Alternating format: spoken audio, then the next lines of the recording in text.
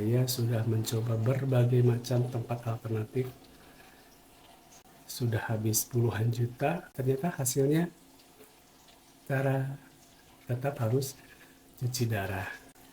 Halo, selamat datang kembali di channel Sekidot77. Channel saya ini berisi mengenai hemodialisa, gagal ginjal, dan apapun yang berhubungan dengan penyakit gagal ginjal. Di sini adalah sarana saya untuk berbagi tentang apa itu gagal ginjal, apa itu cuci darah, apa aja sih yang harus diperhatikan pada saat cuci darah, khususnya untuk teman-teman yang baru divonis gagal ginjal. Stay tune terus di channel saya ini. Semoga informasi yang saya sampaikan bisa bermanfaat untuk teman-teman. Teman-teman yang sudah hadir, jangan lupa like-nya, subscribe, dan silakan di-share ke teman-teman yang membutuhkan tentang seputar gagal ginjal kronis. Saya sendiri saat ini sudah menjalani 4 tahun sebagai pasien gagal ginjal stadium akhir, cuci darah seminggu 2 kali.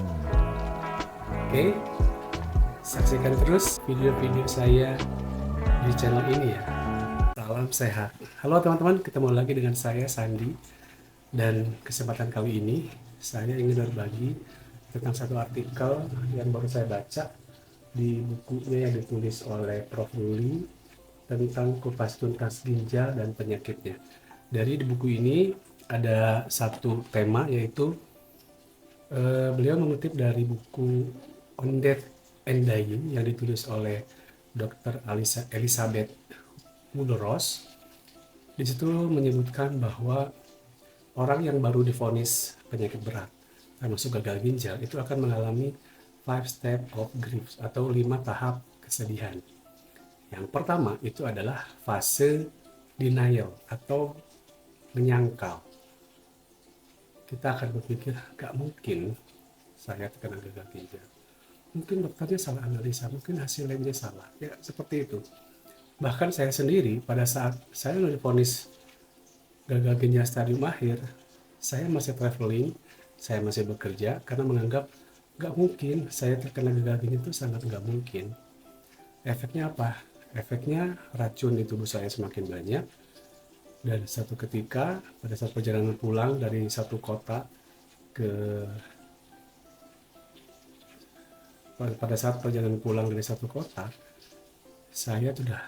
nafas saya sudah sependek ini, sehingga akhirnya saya langsung dibawa ke rumah sakit.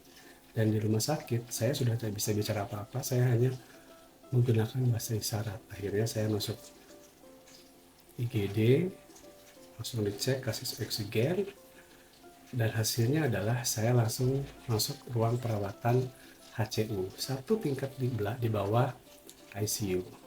Dan di situ barulah saya dirawat 10 hari, kemudian saya dipasang CDL. Jadi itu fase saya pada saat denial. Setelah itu, fase yang kedua itu adalah fase anger atau marah. Jadi marah kepada keadaan, marah kepada diri sendiri. Gak mungkin saya kena gagal ginjal. Saya sudah kontrol makan saya sudah rajin berolahraga. Seperti saya rajin sepeda, tapi tetap terkena juga gagal ginjal. Nah, kemudian fase yang ketiga itu adalah fase bargain atau disebut menawar. Oke lah ya, mungkin kita nggak perlu cuci darah ya, mungkin cukup pakai obat aja ya. Ya seperti itulah kita bahkan saya pribadi di fase bargain ini, saya mengalami apa yang namanya, selalu disarankan oleh teman-teman, coba mungkin dokternya keliru, coba yang lain, atau coba pengobatan alternatif. Nah, di sini saya sudah mencoba berbagai macam tempat alternatif. Di Cirebon saya pergi, di Sukabumi saya juga pergi, di Bandung sendiri sudah berbagai tempat. Bahkan saya sudah habis puluhan juta untuk menutupi rasa bergen saya, menawar saya bahwa nggak perlulah sampai cuci darah, cukup dengan obat aja, cukup dengan alternatif. Ternyata hasilnya cara tetap harus cuci darah. Jadi itu fase keempat yang saya alami setelah habis puluhan juta. Oh sorry, itu adalah fase ketiga yaitu bergen. Nah kemudian fase keempat itu adalah atau depresi. Sudah mulai menerima, oke, kita jalani ya cuci darah ini ya. Tapi rasanya hati ini belum menerima. Di fase ini kondisi saya sangat drop. Bahkan untuk sekedar berangkat cuci darah pun harus diantar oleh kedua orang tua saya, bahkan istri saya, sampai kurang lebih setahun lebih lah.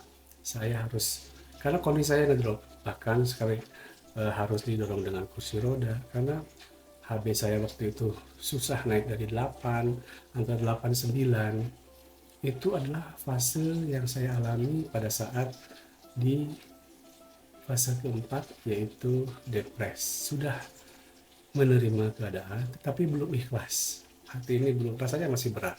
Untuk berangkat HD pun rasanya berat sekali. Kemudian fase yang kelima itu adalah fase acceptance atau menerima. Nah, di fase inilah kita sudah berdamai dengan badan kita. Kita sudah menerima kondisi kita bahwa memang kita harus menjalani cuci darah.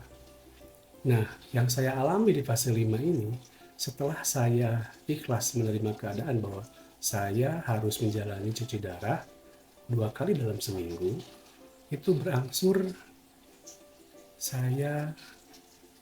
kondisi fisik saya itu berangsur membaik.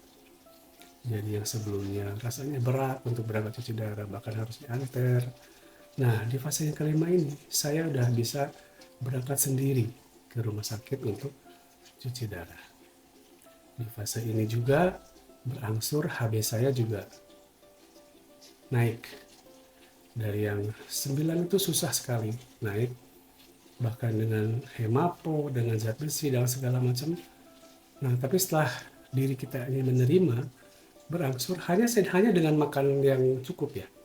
Dengan makan tanpa dibarengi dengan obat-obat yang kayak zat besi atau hemapo, ternyata dengan hati yang menerima, berangsur badan kita itu membaik. HB saya kemudian naik 9, 10, pernah ke 11, turun ke 10, dan stabil di 10. Alhamdulillah sekarang HB saya di angka 12. Dan secara keseluruhan, dari fase 1 sampai fase 5, itu saya membutuhkan waktu sekitar 2 tahun sampai saya menerima keadaan. Bagaimana dengan teman-teman? Berapa lama dari fase 1 sampai ke fase 5? Boleh, kalau yang punya pengalaman silahkan sharing di komen ya. Jadi supaya kita bisa saling berbagi. Demikian video saya kali ini. Terima kasih untuk perhatiannya dan salam sehat.